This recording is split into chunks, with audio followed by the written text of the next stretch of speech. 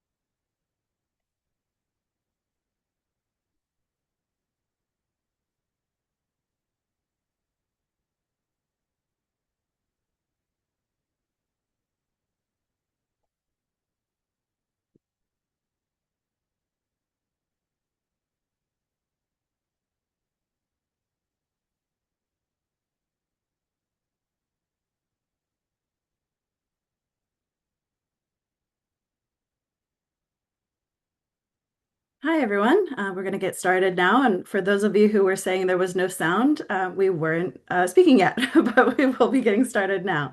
Hi, and welcome to today's program. I am Helen Taco.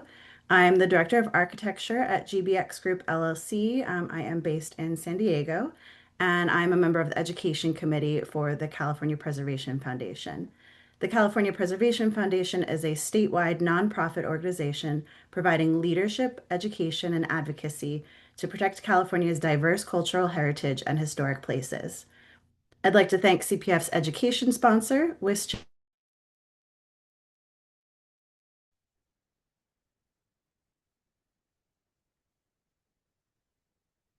A quick note about questions. Please feel free to submit questions throughout the session using the Q&A box at the bottom of your Zoom screen. Also, please note that today's program is a little longer than our usual preservation and print sessions, and it will run approximately 90 minutes. I'm very excited to introduce today's speakers, Jim Ross and Shellee Graham, co-authors of Route 66, The First 100 Years. Jim Ross is a longtime Route 66 historian who has spent more than 35 years researching, traveling, and writing about the Mother Road. He is the author or co-author of numerous books on Route 66, including Route 66 Crossings and Route 66 Sightings, and he is also the publisher of the best-selling Route 66 Map series. His preservation work and advocacy for the route have earned him multiple awards. Shellee Graham is a photographer, artist, and Route 66 ambassador who discovered the route while living in St. Louis in 1990. She has authored or co-authored several books, including Tales from the Coral Court and Secret Route 66, and her photographs of the Mother Road have appeared in exhibitions around the world. She has also received multiple awards for her photography and preservation work. We'll drop a link in the chat where you can purchase the book from the publisher, Reedy Press. I highly recommend it. You can also find it at bookstores along Route 66 through your preferred online retailer, or better yet, your local independent bookstore. For those interested in an autographed copy, Jim has kindly offered to sign books as well, and will share his email address in the chat if you'd like to reach out directly. Jim and Shellee, we're looking forward to your presentation. Please take it away. Thank you, Helen. Good afternoon, everyone. We are delighted to be here with you today. And I think what we'll do is we're going to go through these slides and kind of give a visual of what makes the route an American legend. People ask all the time, what's the big deal about Route 66? And I think before we're through today, we'll reveal exactly what that means. In the mid 1920s, the federal government finally got involved in working to improve the country's highways. And their idea was to give up the named trails organizations. By then, there were roughly 200 named trails crisscrossing the country. And, you had Jefferson Highway and the National Trails Highway, the Lincoln Highway, the Ozark Trails, and so on and so forth. It had reached a point where it was causing more confusion than anything. And these roads were very poorly maintained. The signage was terrible. So the government got involved and decided to create a new system of interstate highways using a uniform numbering system. And unfortunately for the named trails, it meant that they would no longer exist. And so there was a real birthing process taking place here. The government within the Bureau of Public Roads created a committee to number these new highways and to create a map depicting them. One of the men on this committee was Cyrus Stevens Avery of Oklahoma. And he was part of a committee of 5 who were tasked with designing this map and giving the numbers to the new highways. This slide here kind of illustrates the condition of roads at the time. And even though they were in deplorable condition, it didn't stop people from traveling. They still got out and went where they wanted to go. Henry Ford had ignited an explosion of travel on what had to be used for America's highways. And so it was rough going. In fact, in the mid 1920s, an author and educator from Massachusetts by the name of Dallas Sharp traveled to California with his wife, Daphne. And he kept an intricate journal, and they picked up what would become Route 66 in central New Mexico. And Mr. Sharp had this to say about conditions driving west of Grants, New Mexico. Author Dallas Sharp and wife Daphne motored from Massachusetts to California in the mid 1920s. Dallas had this to say about driving conditions west of Grants, New Mexico. In and out of ruts, over the hubs, through mire and muck, up on rocks, and down into chuck holes, swaying, pitching, twisting, plowing ahead with churning wheels. So it was a little bit different than the way things are today. Cyrus Avery and the numbering committee worked long and hard throughout 1925 to come up with a system. One of those highways was the creation of primarily of Avery and B.H. Pikemeyer of Missouri, who was also on the committee. And that highway stretched from Chicago through 8 states, 3 time zones, and roughly 2,400 miles to Los Angeles. And they designated that route to be number 60. This is one of the more interesting stories about the history of the route and how it got its actual number. And so This selection of the number 60 was met with very stringent opposition by the governor of Kentucky, William Fields, who felt like that they had been shortchanged in the main artery that went across Kentucky. The numbering system called for the more important routes, east-west routes, to be ending in 0, and the more important north-south routes to end in the number 1.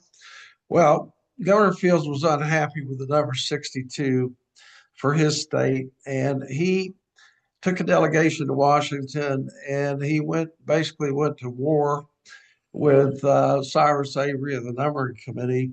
Well, Avery wasn't having it. The system had already been basically approved. He pointed out that the route from Chicago to LA would carry 3 times the traffic as a transcontinental route starting on the East Coast. And so the war went on, and finally, in April of 1926, Cyrus Avery called a meeting to be held in Springfield, Missouri. The meeting was attended by Avery, his chief engineer, John M. Page, and Missouri's B.H. Pipemeyer. And the sole purpose of the meeting was to end this controversy. And it was during this meeting that Avery's engineer, John Page, discovered that the number 66 had not been assigned. Well, it wasn't a 0 ending number, and it was pretty far removed from that, actually. Even so, Avery liked the sound of it. They talked about it all afternoon, and they finally decided that, you know what, we can live with it. So they sent a telegram to Washington, D.C. That afternoon, and Shellee is going to read to you exactly what that telegram said. Okay. Springfield Telegram. Bureau of Public Roads, care of Thomas H. McDonald, Washington, D.C. Regarding Chicago-Los Angeles Road. If California, Arizona, New Mexico, and Illinois will accept 66 instead of 60, we are inclined to agree to this change. We prefer 66 to 62. Signed, Avery and Pipemeyer, 4 p.m., April 30th, 1926. Well, that's how the route got its number. We actually devoted a whole chapter of this story in the book, which might sound not that interesting, but it really is, believe me. So the new numbering system was adopted on November 11th, 1926. Name trails went away, and the task of paving the route uniformly from Chicago to LA got underway. At the time, very little of it was paved. So road conditions were still pretty much the way they were when author Dallas Sharp wrote about it from his journey between Massachusetts and California. This slide here is a warning on La Bajada Mesa in New Mexico. And you might note that one of the things it says is this road is not foolproof, but safe for a sane driver. So that's kind of what the situation. It took 11 years to get the route uniformly paved from one end to the next. And when it was done, it looked pretty nice. You know, you had a nice wide driving surface. A lot of new bridges were built with permanency in mind. And so things were good. The thing that kind of threw a wrench in all of this was only 3 years into the lifespan of the route. In 1929, we were slammed with the Great Depression, followed within a few years by the Dust Bowl, which created the migration out to California. It was a really tough time in America. Unemployment skyrocketed. Small businesses closed, big businesses cut their workforces drastically. And so it was a bittersweet thing, you know. They were attempting to get the route paved during the decade of the 1930s, while at the same time faced with this horrible situation with the Depression and the Dust Bowl. And during the Dust Bowl migration, um, the famed photographer Dorothea Lange was hired by the Works Progress Administration to photo document the plight of the migrants, and she did that. And with some of those that she photographed, she interviewed them and she made notes to go with her photographs. This gentleman on the screen right now was a farmer that she photographed and interviewed in Goodlet, Texas, I believe in 1937. And this is what he had to say. Well, I know I've got to make a move, but I don't know where to. I can stay off relief until the first of the year. After that, I don't know. I've eat up 2 cows and a pair of horses this year.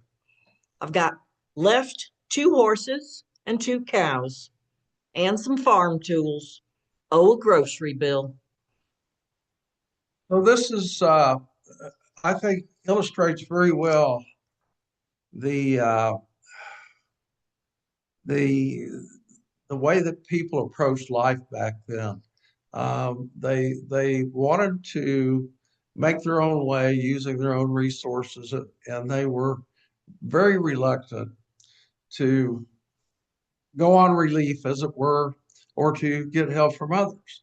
And what happened is, though, during the migration of hundreds of thousands of people with little to nothing, they developed this really special fellowship with the people who worked and lived along the route.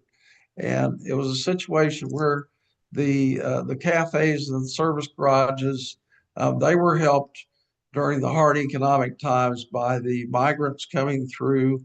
And at the same time, they helped those migrants who had no money for gas, had no money to repair their vehicle, and so on and so forth. So it was very much a coming together of people helping people during that era. Unfortunately, when the migrants got to California, they found that it was not the land of milk and honey that they had been led to believe. They were forced to live in ditch camps, as you see here, and no sanitation, no medical services, nothing. And a lot of them died. A lot of their children died, and so it was a real struggle all across the country, and really resulted, I think, in one of the most shameful chapters in American history. Um, so throughout that decade, it was all they could do to feed their children, to stay alive, literally. John Steinbeck was hired by the San Francisco News to write a series of articles about the migrant camps.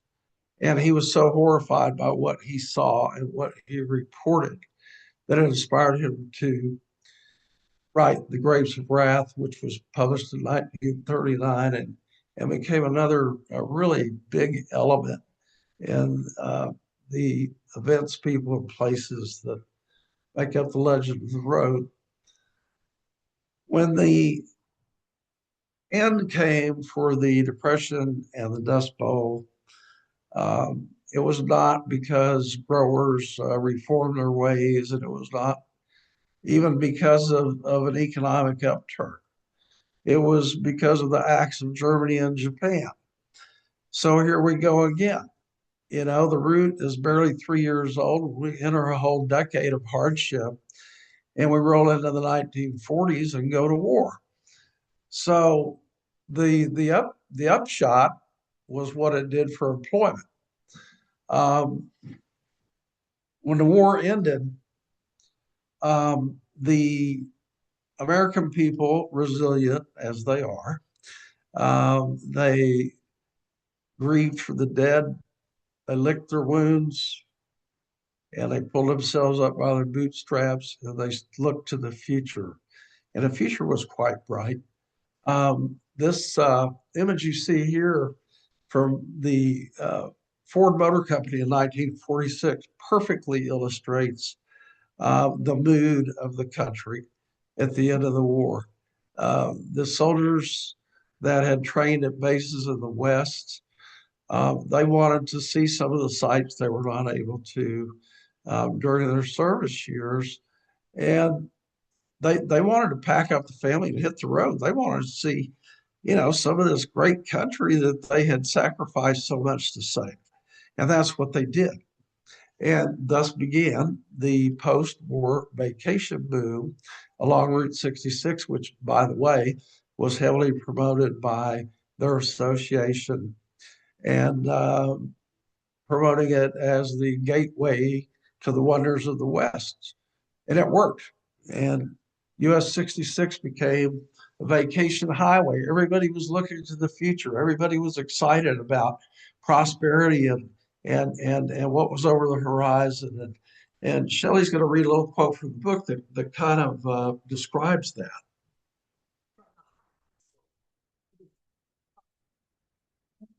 In motel, pace whipping, prosperity spread like jelly on toast.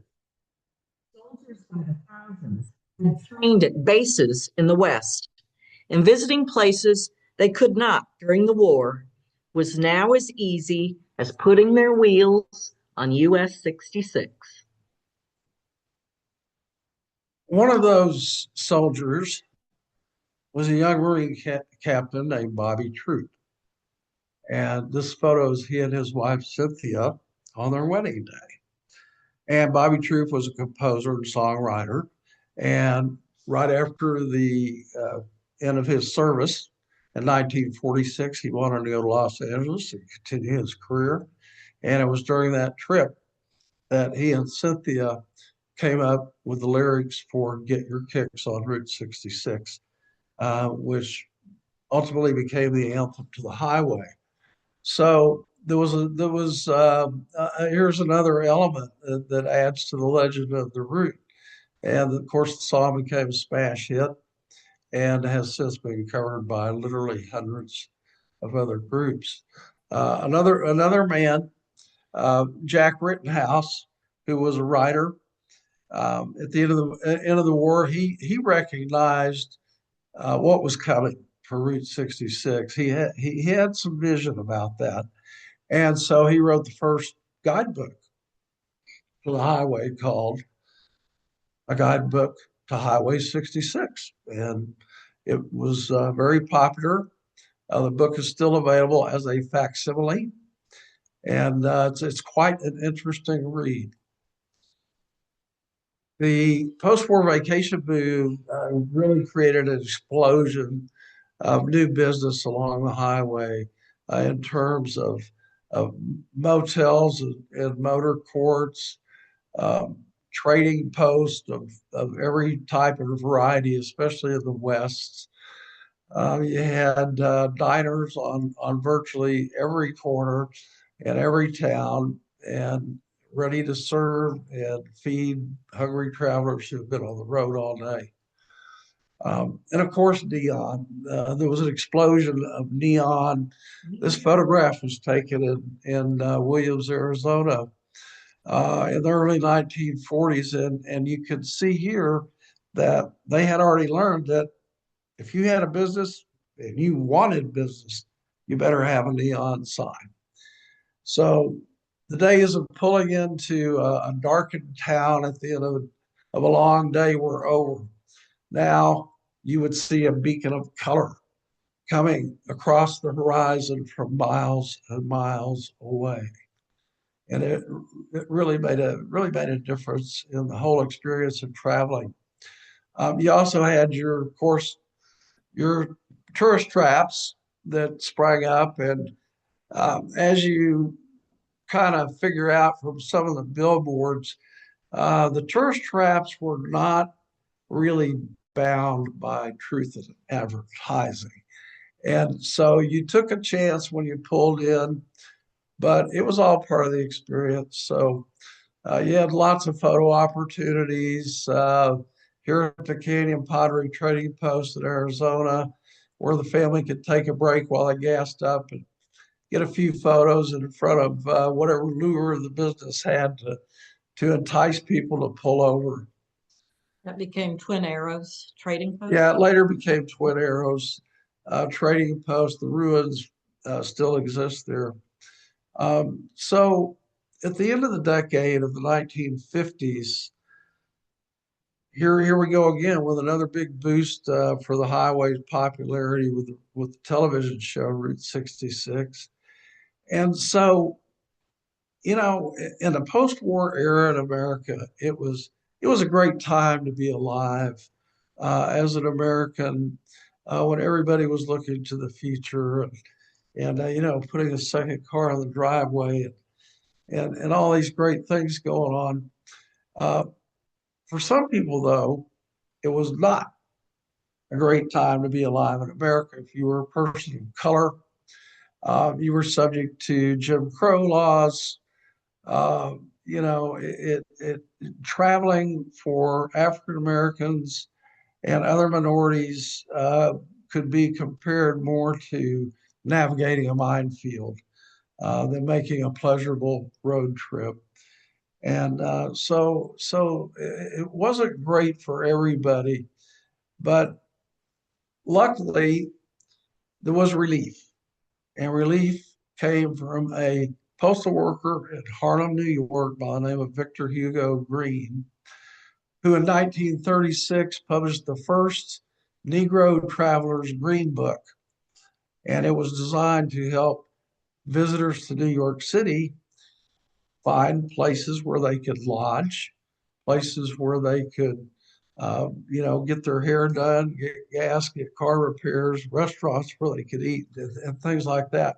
It became so popular that it was expanded nationwide, and it was published every year until 1966. That was 2 years after the Civil Rights Act of 1964. And so it was a great thing for people that needed assistance in having a fun trip without running into potentially real trouble.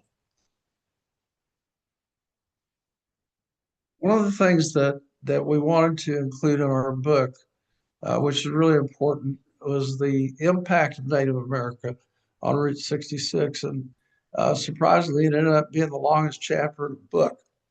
But Native Americans had so much influence that it just can't be ignored.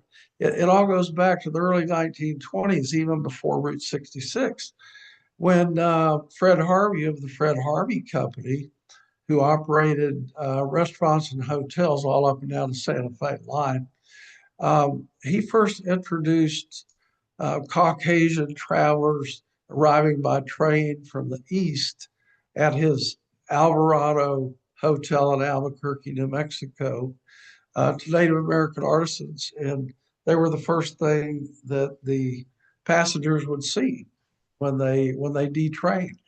And so this began an intermingling of the two cultures, and it expanded greatly from this kind of beginning. It led to even though a lot of the Indian trading posts were owned by white people, not all of them, but particularly in urban areas, they employed actual Native American jewelers and potters and weavers and all of the artisans on staff at their stores. So you knew you were getting the authentic goods. And again, it furthered this whole merging of the two cultures. This photo is from Maisels in Albuquerque, New Mexico. Yeah, Maisels was one of the biggest and longest surviving trading posts for the Route 66 era. Native Americans, the flip side of this is that they were regular people. And the man here, Lee Marmon, is a he recently passed away, renowned Native American photographer. He published at least 2 books. He's a Laguna Indian from Laguna, New Mexico, and his family owned property there. They had a store, they had a campground, and when migrants would come through, he remembered this from his childhood. Um, they came through, and he remembers the hardships that some of them were experiencing, and he wrote about it in his book. And we were given permission to use this quote from him from one of his books. They came in old jalopies with all their kids, and grandma or grandpa, along with their dog or cat, even chickens. They would pass through Laguna with no food and no money. They were proud, never asking for a handout. Sometimes local people would give them enough gas to get to Grants. My grandpa Jack built an auto camp on the Marmon compound. Many of the people were destitute. Some were sick. One night, we heard screams from the auto camp. A woman was having a baby, and then it died. We buried it in the next yard where my grandfather was buried, and the family moved on. So Native Americans did their part, and that has to be recognized, I think. And Lee Marvin did a superb job of contributing to that whole aspect of the impact of Native America. We also want to focus on what we call ladies of legend. And what you're seeing here is a group of Harvey girls who worked for the Fred Harvey Company. This photo was taken around 1910. And the Harvey girl phenomena kind of took hold and carried over all the way into the 1940s. So we wanted to recognize them and other women that we profiled in the book who had a strong influence involving the events, people, and places that make Route 66 what it is. And we come to bypass the end of the era for Route 66 in the 1950s. They began constructing interstate highways, replacing the route. It took about 20 years. This is a very stark illustration of what happened. This is in Springfield, Missouri, and you can see Route 66 as a 4-lane boulevard along the lower 1/3 of the photographs, soon to be replaced by I-44. The word bypass struck fear in the hearts and minds of everybody that lived along the route, unless you were in a big metropolitan area. The replacing of 66 by these interstates happened piecemeal, and the road became fragmented. You can see here, you'd be on an interstate for a while, then you'd be directed back onto 66 for a while, then you'd be directed back onto the interstate. So it was very disruptive. Hundreds and hundreds of businesses failed to survive, even if they were close to an interstate exit. So the interstate bypass era, even though it was inevitable and actually necessary, it was very difficult for those who had spent their lives on the route, only to see the traffic that had, allowed their town to survive dry up and leave them with nothing, basically. So what happened? So 1985, The last of the signs come down. All the emblems are removed from maps. And all of a sudden, everybody was saying, wait a second, what happened to the route? Where's the route? And it was just one of those things that even the highway departments recognized it. Rather than recycle the Route 66 shields, they auctioned them off.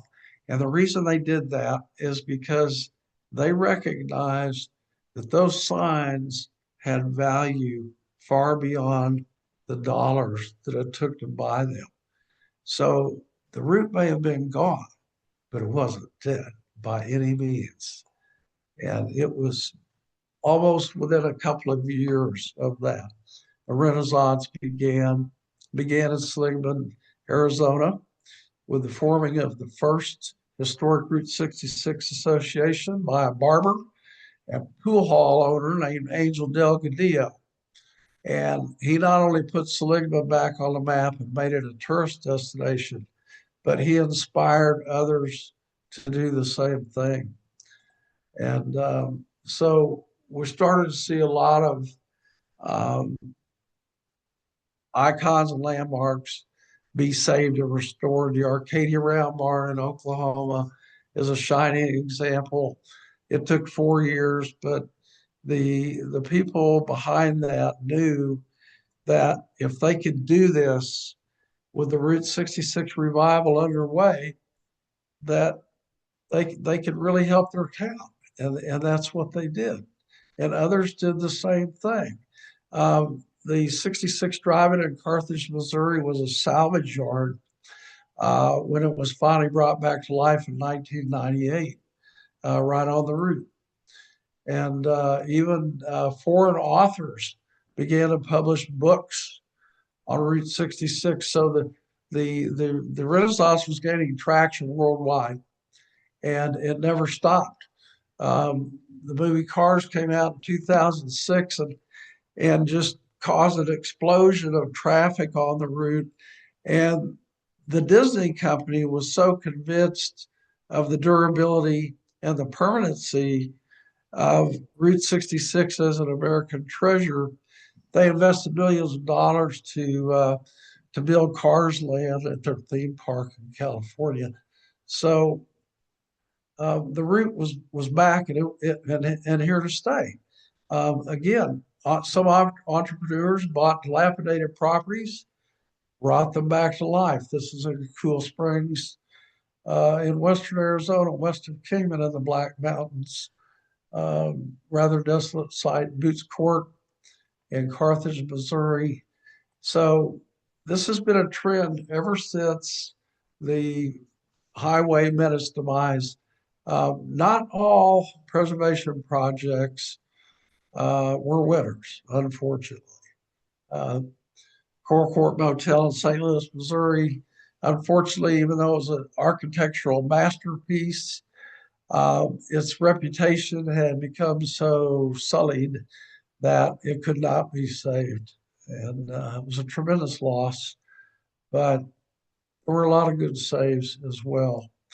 We're going to close this out with just a brief description, a little case study that we did in the book on the Painted Desert Trading Post in eastern Arizona. This is a project that Shellee and I got involved in directly. The Painted Desert Trading Post, isolated, abandoned for 60 years, never repurposed, it was literally falling down. And the property came up for sale in 2018. And Shellee and I joined 8 other investors, and we bought the property. And we spent the next 3 years rehabbing it. And this is what it looked like when we bought it. It was literally coming down. And It was disgusting, I can tell you that. yeah, it was pretty bad. Ravens' nests and rat droppings. Yeah. So we got this is what it looked like when we were through. We had tremendous number of volunteers. We raised money. We got grants. And we're able to rescue this beautiful historic landmark, and we're very proud of it. And it was a very gratifying project. Yeah, we worked on this from 2018 to 2021. Yeah. So we now have, it's still a relic, by the way, no water, no electricity. We have interpretive panels indoors. And there's a locked gate that you must go through to get down there. But we have a phone number you can call and get a number that will get you in the gate. The gate's way up. Whoops. Whee! The gate is a glitch there. The gate is way up at the, I don't know what I did, but there we go. Oh, I see. It's moving the mouse. Okay. Anyway, so you call a number on the gate, you get the code to the lock, and you go down, take your pictures, and enjoy your time in the silent desert with this beautiful icon. And preservation efforts like this are ongoing, and they're really important to the survival of the route and to give travelers and visitors a reason to get out and drive it. And that concludes our talk. And we very much appreciate the opportunity. And I hope that you'll get out on Route 66 this year. Friends don't let friends drive the interstate. Well, thank you so much, Jim and Shellee. We have quite a few questions. Just wanted to remind everyone to drop your questions in the Q&A, and we're going to start trying to get through as many of those as we can. I think some of them have been answered or partially answered during the presentation. So I guess two things that came up during the presentation. Shellee, your last two quotes, I think when you get very close to the wherever the microphone is, you get muffled a little bit, and a lot of folks were asking if you could read. I think it was the last two. Folks, correct me if I'm wrong in the chat. We just want to make sure we got the full context. I'm trying to think. That's the last. I'll read it. We didn't. The last one was that the Lee Marmon quote from Laguna? I think so. yeah, we were talking about how the Native Americans assisted migrants when they came through, and how Lee Marmon, the famed Laguna photographer, remembered these people coming through as a child, and we've used a quote from one of his books, and she'll read it to you. Let me do it. They came in old jalopies with all their kids and grandma or grandpa, along with their dog or cat, even chickens. They would pass through Laguna with no food and no money. They were proud, never asking for a handout. Sometimes local people would give them enough gas to get to Grants. My grandpa, Jack, built an auto camp at the Marmon compound. Many of the people were destitute. Some were sick. One night, we heard screams from the auto camp. A woman was having a baby, and then it died. We buried it in the next yard where my grandfather was buried, and the family moved on. So yeah, you know, not happy things, but that was all part of the experience. And I'm not sure. I think the third one might be the Was it prosperity? that's Just checking. Let me know. The other question that came up, there was a bridge that you showed, maybe a third of the way into the presentation, Jim, and somebody wanted to know what that bridge was. The Arizona Bridge? Sepia Tone? Oh, I'm sorry. Yes, that is the Walnut Canyon Creek Bridge at Winona, Arizona. And you know the song, Don't Forget Winona. Well, Sing that's where that bridge. bridge is, and it's still there. It's been bypassed by a newer one, but it is still there. There it is. Oh, there we go. Thanks, Lisa. Yeah. It's a beautiful It's a vintage beautiful, photo. beautiful bridge. Yeah. And the bridge is awesome too. Jim loves Um, bridges. yeah, and Lisa shared in the chat a link to information about the bridges that I think you have on your website. Is that right? Yes, I have a database on my website of the historic bridges of the route, and it's based on a book that I wrote in 2015 called Route 66 Crossings. It was published by the University of Oklahoma Press. So if you like bridges and you like Route 66, this is a book that I think you would really enjoy. One more question on the, sorry, I've got a million screens and trying to keep track of Yeah. everything. Is there a use for that restored trading post building? Yeah, its purpose is to thrill visitors. It is not a business. It is a relic for you to visit and enjoy. You can go inside, you can look around, take pictures. Yeah, the whole purpose was to save the building and put it back the way it used to look. And that's what we did. And we managed visitor access, as I explained earlier. And no electricity, no water. We've It's made got, for interesting work sessions. No electricity, no running water. yeah, but inside you'll find, I think there's 7 or 8 interpretive panels and some artifacts attached to the walls. So it's really a unique experience. We've had people tell us it was their favorite stop on the whole trip. On the entire So Route 66 journey. yeah, I love hearing that so much. yeah. How far is it from the next sources of water and power? How Ah, far good we have to? question. Well, if you're traveling out that way and you want to go see it, it's quite simple. You just get off at I-40 exit 320. You go 1 mile north to the locked gate, and you get the code. You go through the gate, turn left on the old highway, and it's 2.5 miles. And so, I mean, you can go out there and visit uh, without really much of a detour or use of your time.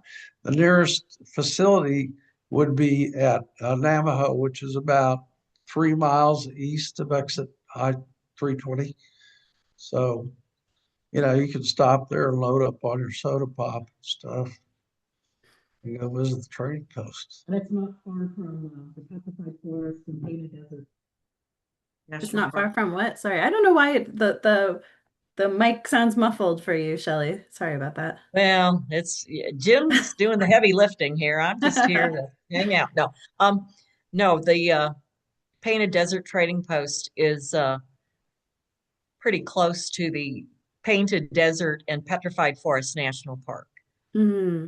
If the route still went to, it used to go right by the park, but now it's closed off, so you can't Yeah, go if there. you continue on that old beat up highway, um, westerly past the trading post, it ends about 3 miles later at the fence to the Petrified Forest National Park. Hmm. So it's So truly isolated. one of the questions and Shellee, your comments about that beat up piece of road. Somebody asked why the signs were removed and if there was a deliberate erasure to try to make people stay on the interstate. Oh, you're talking about Route 66 signs that were Yes. Yeah, removed? the Route 66 signs. Well, that that road was actually bypassed pretty early. Yeah, Oh, I see. the road that the trading post was on, and I probably should have mentioned this, it was bypassed by a new alignment of the road about a mile to the south in 1958. And Hmm. so the the trading post was left isolated. There was no access. Interesting. So did Route 66 bypass itself then in that case? Right. It did. Ah, Yeah. And We added, and again, we added Arizona 66 signs. yeah, So when you get there, you'll see we some. did put some signs up out there now. But yeah, and this again, you know, if the presentation could be longer, we could get into more of these things.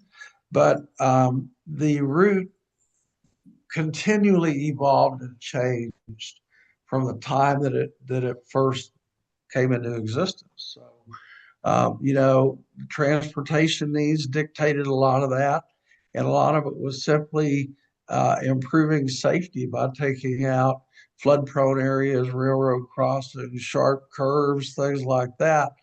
And at times, entire, you know, 20, 30-mile stretches of the route were bypassed. And that's what happened at the Painted Desert Trading Posts. oh, and somebody asked if the road to the gate is suitable for motorcycles. It Yes. absolutely is, yeah. But one of my favorite stories, and it's not really a story, but the Oscar Mayer Wienermobile came down the road and visited us during a work session. Do you believe it?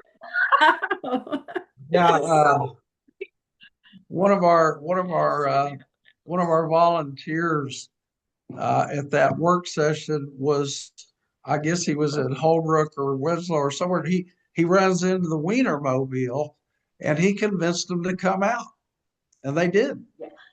Yeah, we've So definitely seen motorcyclists. We've seen campers, yeah, and of course the Wienermobile. That's if you can get the Wienermobile down there, you can get anything. the old fragmented asphalt road that goes down there it's rough, so you have to, you know, use caution and go fairly slow, but just about any vehicle could get down there. So, circling back to the question about the signs being removed, I think that question was talking about all along the route, not just for that stretch, but Right. why were they, Yeah. yeah, why they were removed. Yeah. As the interstate highways came in and certain portions were completed, they would literally move the Route 66 signs from Route 66 onto the interstate and have dual signage. And they did that so they could get the old roadway off their highway systems. And so once it got to the point where there was very little independent sections of Route 66 left, that's when they completely decommissioned the entire highway. And all the remaining signs came down and everything came off the road maps. Did I read in the book that they were auctioning off the signs, to, Yes, so you could go essentially to an auction and just pick up a Route 66 you could. sign. The highway departments in various states would advertise these auctions, and they had good turnouts. And I think the very first sign sold in Oklahoma, which was the photo that we had of the slideshow, sold for $370, and that What was year in was that? 1985. Wow. 85. I Yeah, was a so small child. I just missed yeah, the chance to get yeah. one for myself. I've been at that auction. Come on. Yeah, You will pay a lot more now. I'm sure. So the one on the wall behind you, is that one of the original signs? That is an authentic sign. It's part of our collection, and you can find them. These are more common and easier to find than the originally issued shields, which were a stamped cutout The die cut shield, yeah, shield. die cut. Yeah, some of them were And three-dimensional, embossed. you can still buy those too, but you'll pay a lot of money, and you have to be careful that you don't buy a counterfeit because there's a lot Mm. of them. Lots of reproductions that Yeah. people try and sell Are you as authentic. are any of the original ones still out there on the route, or have they all been removed? For safekeeping. They're gone. The route has been picked clean, very clean. Yeah. Maybe if you're lucky, you'll find something, but I doubt it. Let's see. But they did start putting are some of the signs, have now been put back or replicas. Sorry, we're getting a lot of questions about the signs. Yeah. All the 8 states. All of the associations in the various states produce a historic 66 sign. But there's a lot of replicas out there of authentic signs, but typically you won't find those posted on a signpost on the route, because if you did, it wouldn't be there very long. Especially early on, a lot of the historic signs were being stolen, and then people can't follow the signage. So that was not fun. You're like, Yeah. okay, we got to go buy more signs. But see, so we have a lot of additional questions. I'll try to get through, kind of about specific things related to the route. Someone asked how it ended up with Santa Monica as the terminus and not Los Angeles. Yeah. Well, the original terminus was at 7th and Broadway in downtown Los Angeles. And within about, I think in the 30s, they moved it to Olympic and anyway, to Santa Monica, but it wasn't at the pier. The pier was never the authentic terminus of the route in California, but it's considered the symbolic end because it's the pier. It's the ocean. what are you going to do standing in an intersection at on Olympic Boulevard in downtown Santa Monica? So they, for marketing purposes, they decided that they would put up a sign on the Santa Monica Pier and make it the unofficial end of the route. And they're doing the same thing in Chicago. Just recently, Oh, we lost your audio for a second there, Jim. oh, sorry. There we go. Can hear you again. Yeah. So I was saying that Illinois is doing the same thing. The leadership in Chicago has recently decided they were going to move the beginning of the route from Jackson in Michigan or Adams in Michigan up to the pier. So it's all it's all marketing. Now they can advertise the route as peer to peer, and it's okay. That's so somebody had said, a lot of the discussion has been about the western section of the route, and they wanted to know what the status of the more eastern section is, but you kind of just touched on that. Yeah, the eastern part of the route is thriving. It's doing great. You have a lot more commerce in Illinois and Missouri than you would, say, in New Mexico or Arizona, because there's so many more communities that are on the route. Yeah, they've got neon sign parks now in both Illinois and Illinois and Missouri are both doing great. St. Robert, Missouri. Doing great. And everybody's got so many activities going on for the centennial year. Yeah, this is a good. I'm glad this question came up because it's got to be noted that people say, well, why is everybody always talking about the West? Well, the fact is that's where the trading posts were. That's where the tourist traps were. That's where the Indians were. I mean, there was just from a pure tourist expectation, that's where you found the really unusual and interesting things, more so than you would in the East. In the East, it was more like amusement parks, caves Yep. to explore, like Bareback Caverns and so on and so forth. So, it's you're right. Sometimes the East does not get its due. That's just I that's do just a want to fact. mention that when the animators for Pixar were doing research for the movie Cars, they started in Oklahoma and went west. I, I didn't Oh like it. I lived in no. St. Louis, Missouri at the time, but Yeah, I just wanted to tell you, it's, They drive missed the past whole the chunk. 2 or 3 states right there. yeah. Yeah. Yeah. Okay. I love that movie, but I like it maybe just a little bit less now. Oh, no. But I Okay, love what it's so done for the Renaissance.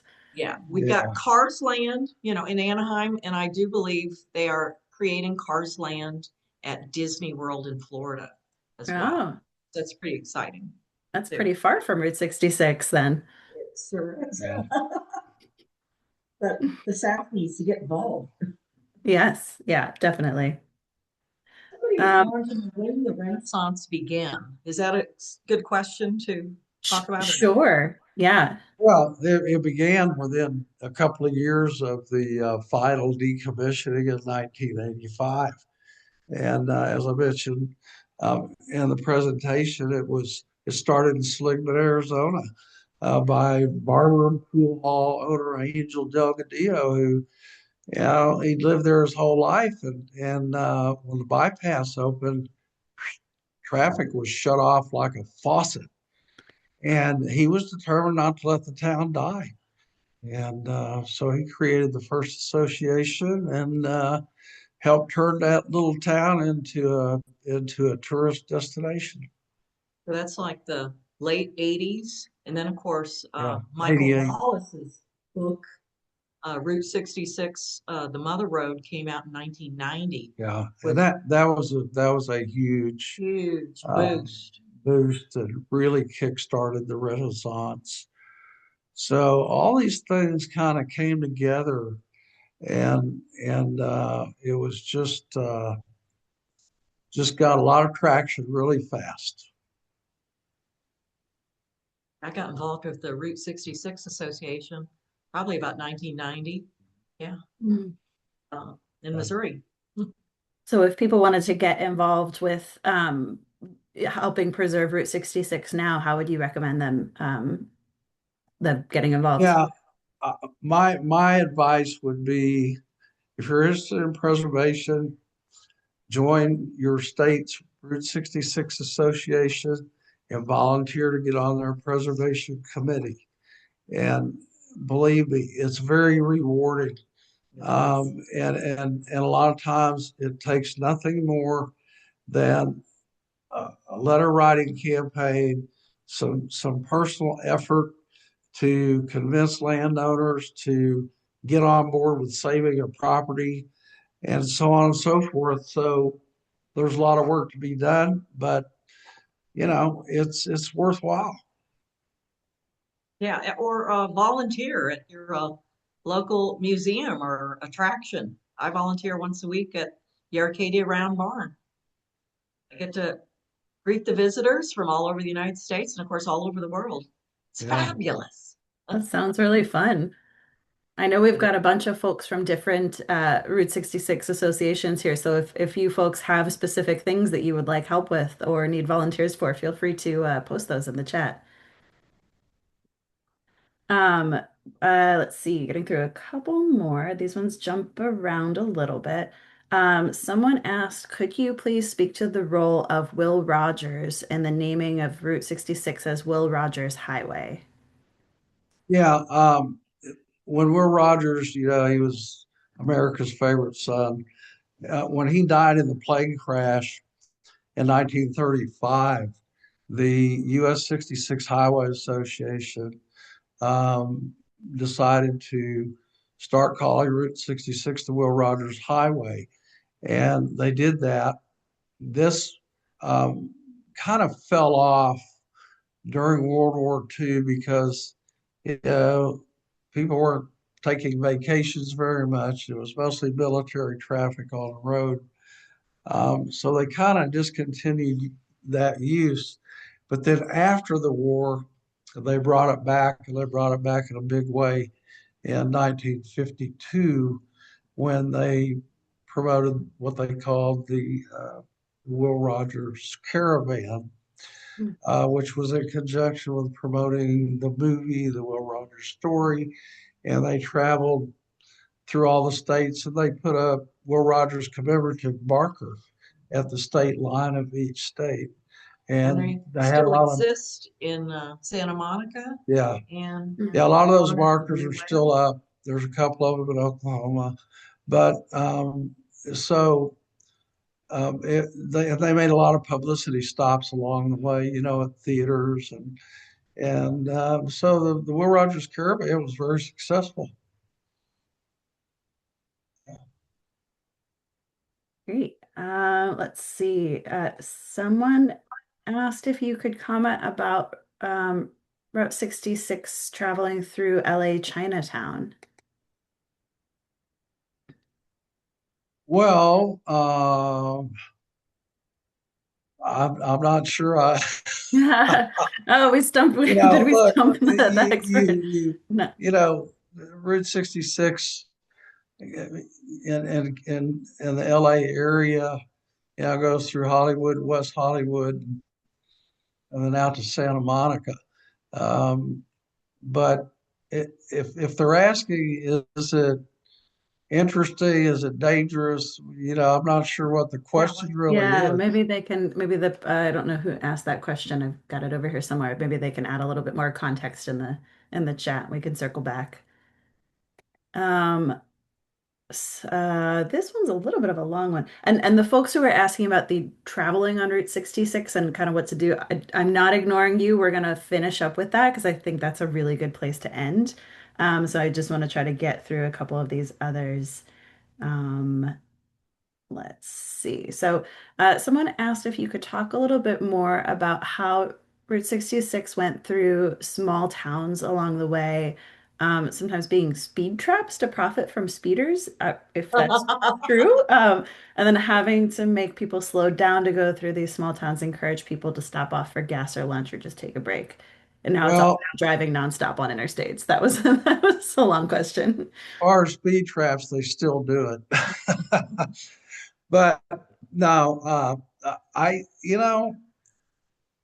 back in the day before the interstate era, they didn't really need speed traps to slow people down through towns because it was pretty much by the 50s, it was bumper to bumper anyway. And you had no choice but to go through all these towns and sit through every stoplight and but economically it was great for the towns because people bought their gas, bought their motel rooms, and did all these things. And after the interstate, a lot of these smaller towns, if they survived, all of the newer businesses clustered around the interstate exits, so that if you had a motel, say in middle of Tucumcari, all of a sudden you were competing against chains that had their motels out at the interstate exit, and so it was very having an exit didn't necessarily save a town, and a lot of cases did. But as far as the speed traps,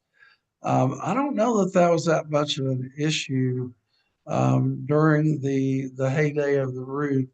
Um, with one exception that I can think of, and that would have been Budville, New Mexico, where Bud Rice, who basically created Budville and declared himself Justice of the Peace, he was known for um, imposing very stiff fines for traffic violations.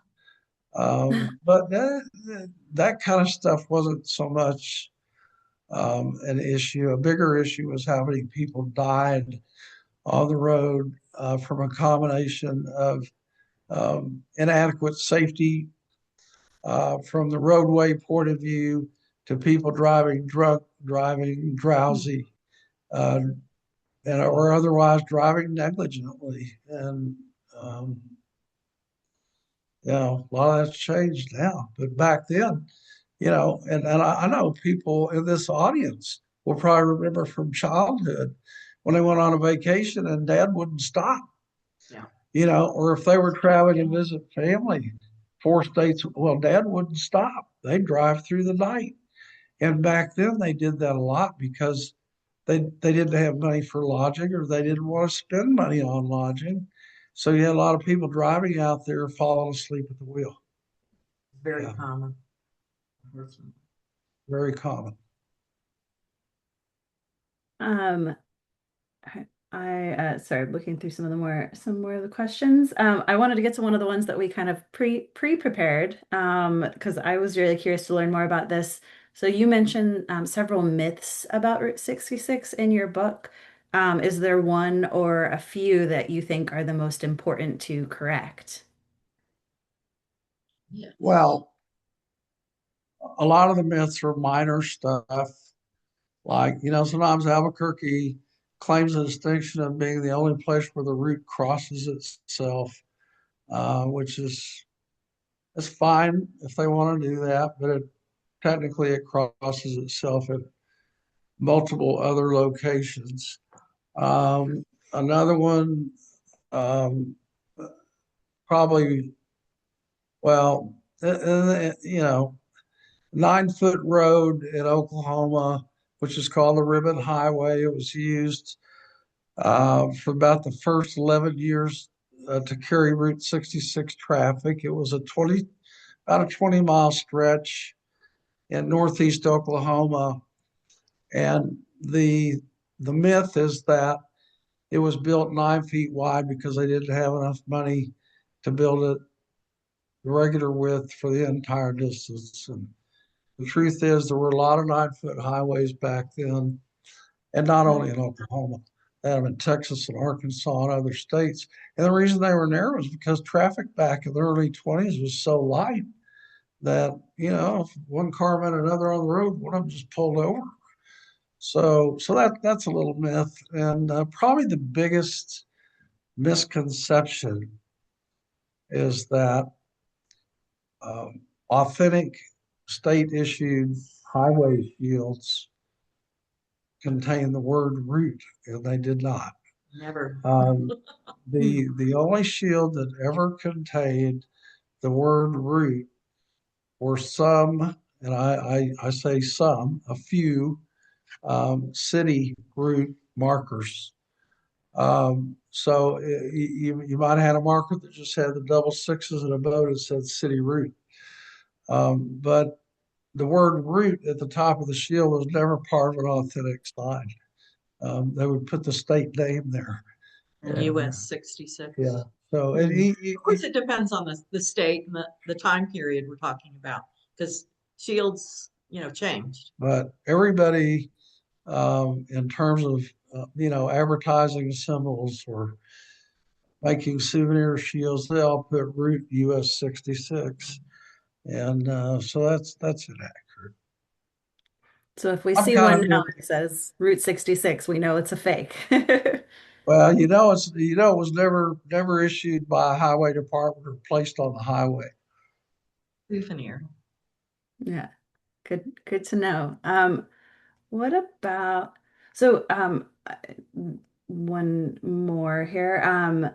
So I thought your book did a really good job highlighting the important overlap of Route 66 with several under-recognized groups, so Native Americans, African Americans, women, etc. Where did you find these stories and how did you decide which ones to share in the book? And for those of you who haven't read the book, there's kind of whole chapters and sections dedicated to telling some of these stories about these different groups. Most of the people profiled were well known, and so we needed to include them. But Mm. some people, like Chief Sure. Joe Deerfoot, I bought a vintage slide, 1955 slide on eBay, and I Oh. showed it to Jim and I said, "Do you think could be Route 66?" Because it had some people standing at the trading post. It said, Chief Joe Deerfoot, and we found out he was a very significant Native American personality. He Yeah. even presented President Truman with a war bonnet and a blanket on a presidential whistle stop. And he was in movies. He led the Gallup Intertribal Ceremonial for like 20 years. Very significant person. Yeah, that was a good find, Deerfoot. You never know. There's personalities out there that still haven't even been discovered that that had a significant role in the whole Route 66 story. How interesting. Yeah, that an Yeah. eBay find led to all of that. Yeah. I mean, and that kind of ties into one of the other questions we had, which was, did you have any challenges in accessing historical records or sites or interviews for the book, and how did you navigate that? A lot of the research that I did, we ended up, at Ancestry, genealogical websites, newspapers.com, Find a Grave, um, census records. One of my favorite places to find information was draft cards Oh, because it had their weight, their height, their eye color, their hair color. Um, there's a part of our book that we focus on postcard messages from oh Route yeah. 66. And we actually researched what happened to the World War II soldiers. All of them survived the war, and I got to find out more about them. We researched two different Harvey girls. I think it was Jenny and, oh heck, I forget already. Yeah, Shellee, But it was fabulous just learning about those people and, through that research and really digging into ancestry. And also social media was a great place to find a Hmm. lot of things. you'd be People, surprised. Yeah. We found a lot of photos that just happened to belong to people we were friends with on Facebook. Mhm. And, we'd see a photo and go, wow, that's a great photo. Whose photo is that? And It ended up, a good oh, example, I'm sorry. sorry. A good example of that is the full page photo of the Jackrabbit Trading Post billboard with this beautiful backlit sunset. And it was taken by Cindy Hawkes, who is one of the owners of the Jackrabbit Trading Post. We know her. And we contacted her and said, Cindy, is that your photo? If it is, can we use it? And so it was just real mixed. But Shellee served as chief researcher. She's very good at digging out information and There was uh, one newspaper photo that I searched and searched and searched trying to find a photo of Indian Miller. And then I finally found one and it was okay. But the I'm trying to get permissions and they said, well, we want $125. And we didn't have a budget for photography. And I'm like, I don't know about that. And I ended up drawing his portrait instead of paying she's $125. she's an she's an artist too. But And a very resourceful artist. Yeah. So, even though I did the principal writing, the book wouldn't exist without Shellee and she also served as my first line editor, but it's just her fingerprints are very heavy in this book, believe me. But the research was challenging at times, frustrating at times, and very rewarding at times, and uh, and we learned some things, by trying to go a few layers deeper on some of the subjects that were already fairly well known. And so it all worked out. That's fascinating. I feel like I have so much more to learn, and I didn't know how much I didn't know, and was just taking for granted about Route 66. So I'm so glad I had a chance to read the book, and look forward to continuing to learn more about it now, hopefully. So I think we've got about 9 minutes left, and I don't want to neglect the folks who had a lot of questions about resources and traveling the route and that kind of thing. So, the what would you say is the best guide to Route 66 that you would recommend to use while traveling the corridor? Well, as much as I hate to admit it, the Easy 66 guide is the best. And I say I hate to admit it because the author of that book, along with myself, are also publishers of the Route 66 map series. So they compete in a very friendly way. But the Easy Guide is very popular. Um, the map series is very efficient and very effective and very useful, and it's considerably less money. So you have a nice choice there. But the Easy 66 guide is probably the Cadillac of guidebooks, and I don't hesitate to recommend it. Some of the individual state associations have guide materials. For example, Oklahoma Oh, has there we go. It got Oklahoma muffled for Route a second, but 66. What? I'm sorry. it got a little bit muffled for a second, but I think you were saying some Okay. of the state associations. Yeah. For example, the Oklahoma Route 66 Association has their own Route 66 trip guide, which can guide you from one part to the very end of Oklahoma. And I'm sure that that is true for other states. There's also at least two other Route 66 apps that you can use on Oh, your phone. I have not personally used it, but I know people who come into the round barn and they tell me, hey, we just used the blue Route 66 app or whatever. And so that I think has been popular as well. Yeah, there's no shortage of guide materials out there. Some are not as good as others, but look, if you're doing the route for the first time, it probably won't be your last time. And so you will learn some things along the way. And the next time you go out, you're probably going to take a little different approach to the trip and what you hope to accomplish. So it's all good, you know. The main thing is to remember, like my friend Michael Wallace says, life begins at the off ramp. And Route 66, it starts where you get on and it ends where you get off. So you don't have to do it all at once. And you'll learn enough from one trip to make whatever adjustments you need for the next. so if you were to drive the whole route, stopping to see things, how much time should you allocate for the trip, and what's the best time of year to go? Well, there's a lot of different opinions on that. A lot of people like to say if you're going to do the entire route, you should allow at least 3 weeks. Um, but it all depends on how many attractions you plan to stop to see and how long you stay there.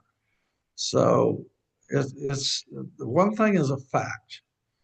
Time goes a lot faster on Route 66 than anywhere else.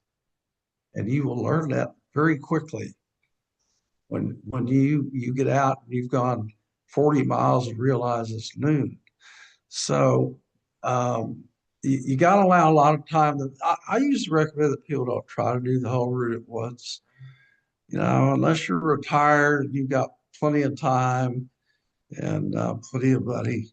You're better off to take your time, do the portions that you're able to, given your resources, and then just make it up the next time.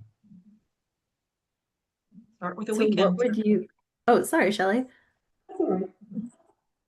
Just say, start with a weekend trip. See how you like it. Absolutely. And then maybe next time a week.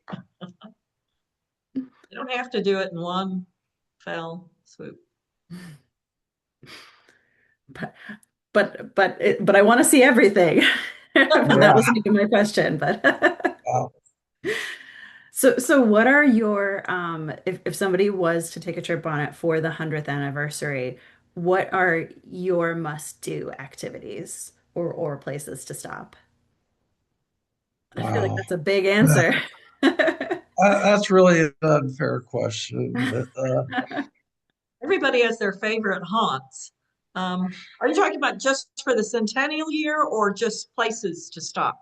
I think that the question I think was specifically geared towards the centennial year, uh but would love to know some of your favorites too. And that seems like a really good place to kind of wrap up our last couple minutes here. yeah, I would say, I would want to focus on the businesses who are trying to make their living off Route 66, Yes.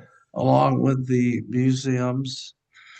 And these are all worthwhile stops. You take, say you're in Oklahoma and you're coming to Tulsa. One of the places you would want to stop would be at Buck Adams Cosmic Curios because it's quirky, it's Route 66, and it's a business where the owner has invested everything she's got into this.